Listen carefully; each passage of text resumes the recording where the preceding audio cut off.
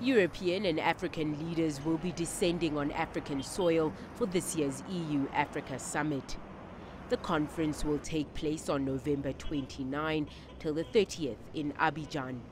Security, youth, and the migration crisis are among the topics for discussion.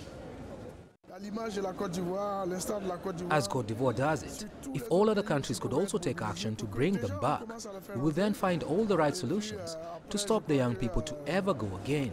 Because it's one thing to bring them back, but it's another thing to stop those who are here to go. Because it's not the first generation doing so. We have to discourage the young people to go and give them the wish to stay and never go again. We have to offer better living conditions here. A report by international news network CNN showing men being auctioned as slaves in Libya has sent shockwaves around the world.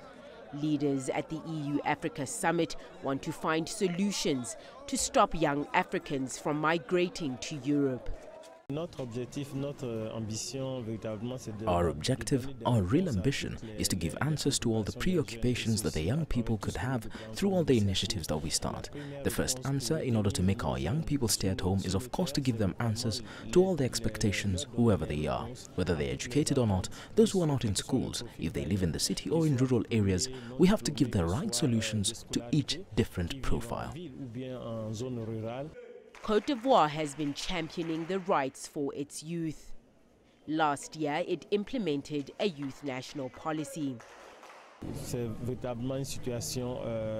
Cote d'Ivoire deploys all the means to support them, so they should look a little more here instead of going to die in the sea or suffer slavery. Well, those who already are in this situation, we will do everything to support them so they can return home with dignity and so this situation will not happen again. But of course, it is necessary that at the continental level we draw the consequences so we can find solutions.